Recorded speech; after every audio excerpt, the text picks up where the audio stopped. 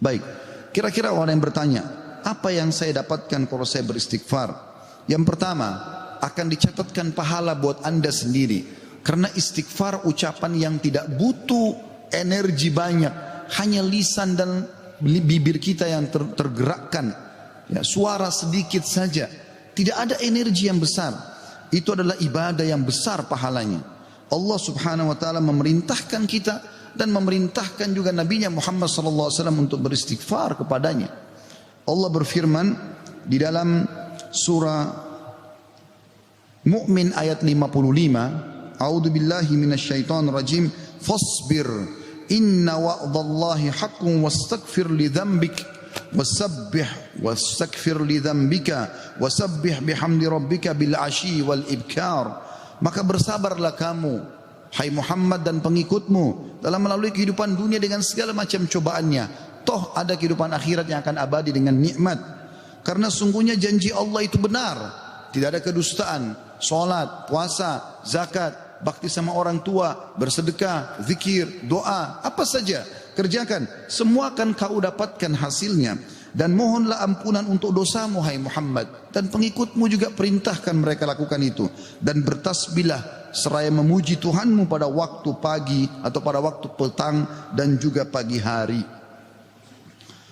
Kemudian juga Allah mengatakan dalam surah Al-Muzammil ayat 20, a'udzubillahi minasyaitonir rajim, wastaghfirullah innallaha ghafurur rahim. Dan mohonlah selalu ampunan kepada Allah, istighfar. Sesungguhnya Allah Maha Pengampun lagi Maha Penyayang. Dan yang terakhir ayat Al-Qur'an adalah Al-Imran 133. Tentu ayat banyak sekali tapi saya singkatkan di sini karena khutbah Jumat. A'udzu billahi minasyaitonir rajim. Wasari'u ila magfirati min rabbikum wa jannatin arduhas samawati wal ardu iddat lil muttaqin. Dan bersegeralah kamu kepada ampunan dari Tuhanmu dan kepada surga yang luasnya seluas langit dan bumi yang disediakan untuk orang-orang beriman. Yang kedua, saudaraku seiman, istighfar sebab utama datangnya rezeki. Allah menyebutkan dalam Al-Quran, ya, apa yang diucapkan oleh lisan nabinya yang mulia Nuh alaihissalam dalam surah Nuh ayat 10 sampai ayat 12. A'udzu billahi minasyaitonir rajim. Faqultu astaghfiru rabbakum innahu kana ghaffara yursilis samaa 'alaikum midrara wa yumditkum bi amwalin wa banina wa yaj'al lakum jannatin wa yaj'al lakum anhara. Maka aku berkata kepada kaumku, ya Allah, kata Nabi Nuh, mohonlah ampun kepada Tuhan kalian. Sesungguhnya Dia Allah adalah Maha Pengampun. Niscaya dengan mohon ampun istighfar kalian itu, Dia Allah akan mengirimkan hujan kepadamu yang lebat dan memperbanyak harta juga anak-anakmu dan mengadakan untukmu kebun-kebun dan mengadakan di dalamnya sungai-sungai. Juga dalam surah Hud ayat 52 Allah subhanahu wa ta'ala berfirman, A'udzu billahi minasyaitonir rajim, ya qaumi, Nabi Hud berkata alaihissalam, ya qaumi istaghfiru rabbakum thumma tubu ilaihi yursilis samaa 'alaikum midrara wa yazidkum quwwatan ila quwwatikum wa la tatawallaw mujrimin. Hai kaumku, kata Nabi Hud alaihissalam, banyaklah mohon ampunlah kepada Tuhan kalian dan bertobatlah kepadanya. Niscaya pasti dengan istighfar dan tobat kalian Dia menurunkan hujan yang sangat deras atasmu. Maksudnya subur, hujan bukan mematikan tapi membawa berkah. Dan Dia akan menambahkan kekuatan kepada kekuatanmu. Fisikmu akan kuat, fikiranmu, jiwamu akan sehat. Dan janganlah kamu berpaling dengan berbuat dosa. Al-Qurtubi rahimahullah berkata tentang tafsir surah Hud ayat 52, di dalam ayat-ayat ini terdapat dalil bahwa istighfar digunakan untuk meminta rezeki dan hujan. Juga Ibnu Katsir berkata rahimahullah dalam tafsir beliau surah Hud ayat 25, jika kalian bertobat dan memohon ampunan kepada Allah serta kalian mentaatinya, niscaya Allah akan memperbanyak rezeki kalian, memberikan kalian minum dengan nikmat-nikmat langit, mengeluarkan untuk kalian nikmat-nikmat bumi, menumbuhkan untuk kalian tumbuh-tumbuhan, mengalirkan untuk kalian air, dan menjadikan untuk kalian kebun-kebun. Di dalamnya terdapat berbagai macam buah-buahan, dan Dia menyelingi di antara kebun-kebun tersebut sungai-sungai yang mengalir. Yang ketiga, saudaraku seiman, istighfar sebab masuk ke dalam surga. Sebagaimana kita sudah tahu bersama-sama, salah satu zikir pagi dan petang yang sangat dianjurkan adalah membaca Sayyidul Istighfar, tuannya istighfar, yaitu lafadznya sebagaimana dinukil dari Nabi SAW, beliau mengatakan, Allahumma anta rabbi, la ilaha illa anta khalaqtani, wa ana abduka wa ana ala ahdika wa wa'dika mastata'tu, a'udhu bika min syarri ma sana'tu, abu'u laka bi ni'matika alayya wa abu'u bidzambi, faghfirli fa innahu la yakfiru dhunuba illa ant. Yang artinya, ya Allah, sungguhnya Engkau adalah Rabbku, penciptaku. Tidak ada Tuhan yang berhak disembah kecuali Engkau. Engkaulah yang telah menciptakanku dan aku adalah hambamu. Aku senantiasa berada dalam perjanjian bersamamu. Maksudnya mentauhidkan Allah dan tidak bermaksiat. Dan aku yakin akan janjimu tentang pahala bagi orang mukmin semampuku. Aku berlindung kepadamu dari kejelekan yang aku perbuat. Aku mengakui nikmatmu kepadaku, serta aku mengakui dosaku. Oleh karena itu ampunilah aku, karena sungguhnya tidak ada yang mengampuni dosa kecuali Engkau. Kata Nabi SAW, siapa yang mengucapkan ini, man qalaha minan nahari mukinan, dia yakin, besok dia ucapkan di siang hari atau pagi hari dengan yakin dalam hatinya, famata min yaumihi, kemudian dia meninggal pada hari itu, qabla an yumsiya, sebelum tiba di sore hari, fahuwa min ahlil jannah, dia pasti masuk ke dalam surga. Wa man qalaha minal laili wa huwa muqinun biha, dan siapa ucapkan walaupun sekali saja di malam hari, famata, maka kemudian dia mati, qabla an yusbih, sebelum dia tiba pagi hari, fahuwa min ahlil jannah. Yang keempat, istighfar adalah sebab dihapuskannya dosa. Mohon maaf kalau sedikit panjang, saya minta waktu sekian beberapa menit lagi. Kata ada berkata, radhiyallahu rahimahullah, sesungguhnya Al-Quran menunjuki kalian tentang penyakit dan penyembuhannya, yaitu dosa adalah penyakit dan penyembuhannya adalah istighfar.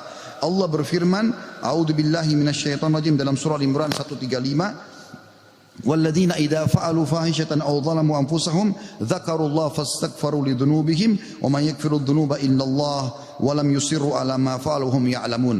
Dan juga orang-orang yang apabila mengerjakan perbuatan keji dan menganiaya diri mereka, kalau mereka buat dosa, maka mereka ingat kepada Allah lalu mereka memohon ampun terhadap dosa-dosa mereka, dan siapa lagi yang dapat mengampuni dosa selain Allah, dan mereka mereka tidak meneruskan perbuatan dosa itu sedang mereka mengetahuinya.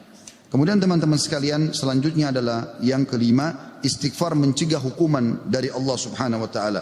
Saya ambil satu saja. Al-Hasan Basri rahimahullah berkata, wahai anak Adam, meninggalkan dosa lebih ringan bagimu daripada mencari taubat, dan ketahuilah bahwasanya pada saat kau meninggalkan perbuatan dosa atau kau beristighfar pada saat berbuat dosa, maka azab Allah tidak akan datang. Karena Allah berfirman dalam surah Al-Anfal ayat 33, A'udzubillahi minasyaitonir rajim, wa ma kana Allahu liyu'adzibahum wa anta fihim, wa ma kana Allah mu'adzibahum yastaghfirun.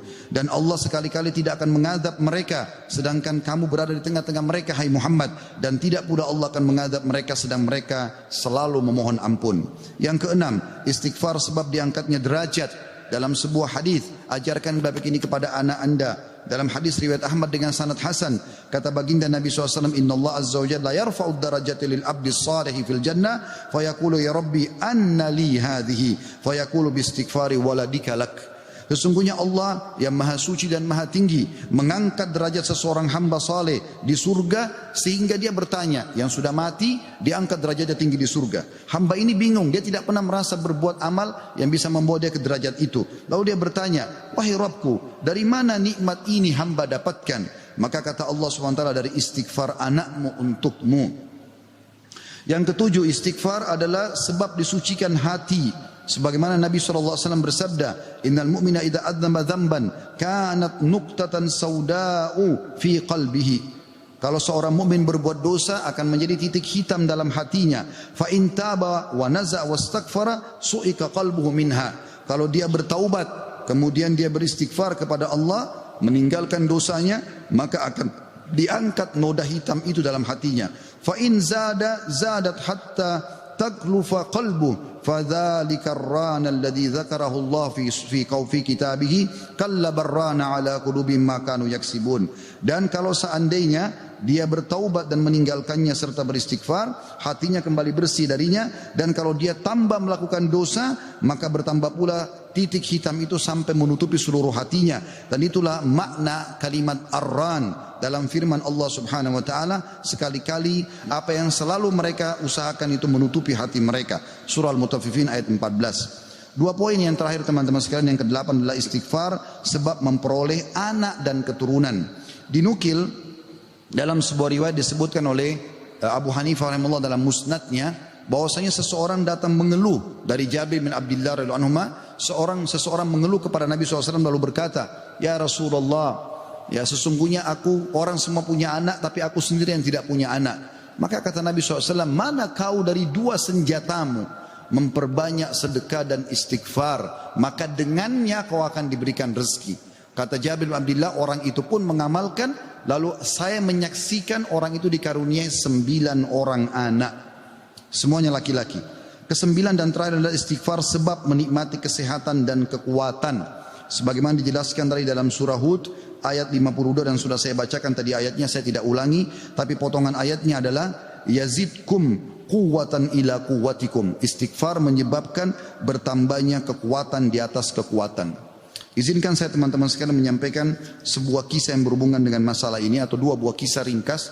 Ada seseorang di Irak dulu pernah berdagang, kemudian dia menemukan semua pedagang di pasar laku barangnya kecuali dia, dan dia orang miskin. Dia mengatakan, saya pun duduk di dekat barang saya sampai menjelang sore belum laku-laku. Maka tiba-tiba saya mengingat firman atau sabda Nabi SAW, man aksara istighfar, siapa yang memperbanyak istighfar, ja'alallahu lahu min kulli hammin faraja, Allah akan berikan kelapangan dari setiap kesedihannya, wa min kulli dikin makhraja, dan jalan keluar dari setiap masalahnya, dan juga razaqahu min haitsu la yahtasib, maka Allah akan berikan rezeki dari tempat tidak disangka-sangka. Maka dia bilang, saya pun beristighfar kepada Allah, dan terjadi satu keajaiban yang luar biasa. Ternyata datang kepadaku hampir seluruh pedagang pasar datang, dan mereka memperebutkan barang daganganku. Terakhir kisah seseorang yang bernama Abu Yusuf, saudaraku seiman, di musim haji, seorang syekh, dalam kisah yang tidak disebutkan namanya siapa, sedang menyampaikan masalah istighfar. Datang seseorang setelah pengajian bernama Abu Yusuf lalu berkata, Syekh, saya ingin bercerita tentang manfaat istighfar yang anda sampaikan tadi. Kata syekhnya, silakan. Dia bilang, saya menikah bertahun-tahun tidak punya anak sama sekali, dan saya sama istri saya sedih. Lalu satu waktu saya pernah mendengarkan sebuah siaran tentang makna, ya, firman Allah SWT surah Nuh ayat 10 sampai ayat 12 tadi sudah saya bacakan ayatnya, bahwasanya orang kalau istighfar akan diturunkan hujan dari langit, diberikan keturunan dan juga harta. Lalu saya mengatakan kepada istri saya, wahai Ummu Yusuf, ayo kita istighfar, sudah bertahun-tahun kita berusaha berobat sana sini tidak punya anak. Maka dia sama istrinya yang mengatakan, kami pun beristighfar tidak mengenal waktu, tidak mengenal tempat kecuali di WC. Kita tidak baca di WC, di tempat tidur, di ruang makan, di halaman, selalu baca. Dan subhanallah, kata dia, Syekh, bulan itu Ummu Yusuf hamil dan lahirlah Yusuf. Begitu selesai hamil, lagi masa nifas, saya bilang, Ummu Yusuf, kita sudah bertahun-tahun tidak punya anak, ayo kita istighfar kepada Allah untuk anak yang kedua. Kata dia, anda tahu Syekh, selesai nifas Ummu Yusuf hamil dan kami dapat lagi anak kedua, dua-duanya laki-laki. Setelah anak kedua lahir, di masa nifas saya bilang lagi, wahai Ummu Yusuf, kita beristighfar kepada Allah untuk anak yang ketiga. Maka saya sama Ummu Yusuf beristighfar yang ketiga, dan ternyata selesai masa nifas hamil dan juga melahirkan di tahun ketiga anak laki-laki yang ketiga. Kata syekhnya, semoga Allah berkahi. Itu betul-betul firman Allah. Allah mengatakan Allah tidak akan pungkiri janjinya. Dia mengatakan, belum selesai kisah saya Syekh. Setelah itu Ummu Yusuf berkata, wahai Abu Yusuf, kita berhenti dulu istighfar untuk mohon anak, istighfar untuk yang lainnya, tapi permohonan anak berhenti dulu sampai anak-anak besar.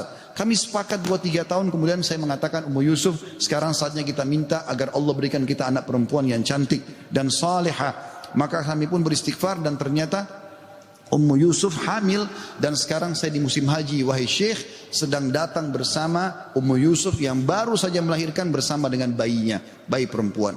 Aqulu qauli hadza, saya sudah mengucapkan perkataan saya ini, wa astaghfirullah li wa lakum, dan saya beristighfar kepada Allah, mengajak jamaah istighfar kepada Allah, fastaghfiruhu innahu huwal ghafurur rahim, beristighfarlah sungguh Dia Maha Pengampun dan juga Maha Pengasih.